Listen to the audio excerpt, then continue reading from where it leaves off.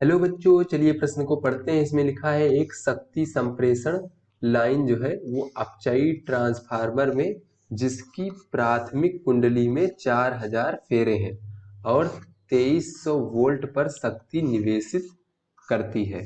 तो 230 वोल्ट की निर्गत शक्ति प्राप्त करने के लिए द्वितीयक में कितने फेरे होने चाहिए। तो चलिए बच्चों, सबसे पहले इस प्रश्न की मूल अवधारणा देख लेते हैं। बच्चों, कोई भी ट्रांसफार्मर होता है वो प्रत्यावर्ती धारा के विभवांतर अर्थात वोल्टेज को कम या ज्यादा करने के लिए प्रयुक्त किया जाता है। बच्चों, तो दो प्रकार के ट्रांसफार्मर होते हैं, उच्चयी और अपचयी।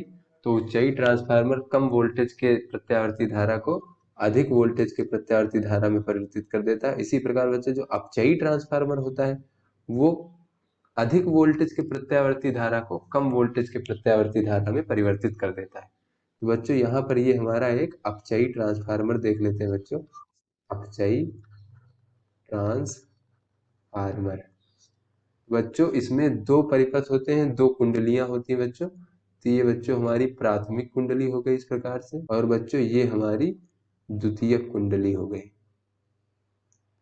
तो बच्चों यहाँ पर प्राथमिक कुंडली में वोल्टेज Vp मान लेते हैं बच्चों, और यहाँ पे जो फेरों की संख्या है उसे हम Np मान लेते हैं। इसी प्रकार बच्चों द्वितीयक कुंडली में जो वोल्टेज है विभवांतर उसे हम Vs मान लेते हैं और फेरों की संख्या को Ns मान लेते हैं बच्चों।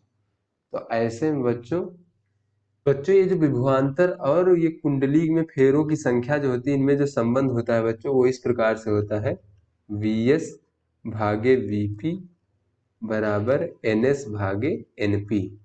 बच्चों ये हमारा सूत्र होता है। तो चलिए बच्चों अपने प्रश्न को हल करते हैं। बच्चों, इसमें हमें बताया जा रहा है कि 2300 वोल्ट पर शक्ति निवेशित करते हैं तथा 230 वोल्ट पर निर्गत शक्ति प्राप्त करते हैं बच्चों द्वितीयक कुंडली से। तो बच्चों यहाँ पर प्राथमिक कुंडली में जो निवेशित कर रहे हैं वो 2300 वोल्ट पे कर रहे हैं बच्चों शक्ति। तो प्राथमिक कुंडली में विभवांतर हो जाएगा 2300 वोल्ट। और बच्चों इसी प्रकार द्वितीयक शक्ति से द्वितीयक कुंडली से बच्चों 230 वोल्ट पर शक्ति को प्राप्त कर रहे हैं निर्गत शक्ति। तो Vs हो जाएगा 230 वोल्ट। और बच्चों यहाँ पे दिया गया है कि प्राथमिक कुंडली में 4000 फेरे हैं। तो Np बराबर हो जाएगा बच्चों 4000। और बच्चों हमसे द्वितीयक कुंडली में फेरों की संख्या पूछी गई, अर्थात बच्चों Ns का मान हमसे पूछा गया है।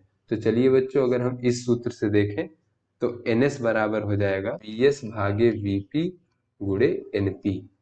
तो यहाँ से बच्चों Ns का मान हमें प्राप्त हो जाएगा। अगर इन सभी का मान रख दें बच्चों तो Vs हो जाएगा बच्चों 230 और Vp हो जाएगा बच्चों 2300 और Np हो जाएगा बच्चों हमारा 4000 दिया गया है। तो इस प्रकार से अगर हम देखें बच्चों तो ये हो जाएगा हमारा, यहाँ से हमें बच्चों 400 फेरे प्राप्त हो जाएंगे। बच्चों हमें द्वितीय कुंडली में फेरों की संख्या प्राप्त हो गई। तो आशा करते हैं ये आपको समझ में आ गया होगा। धन्यवाद।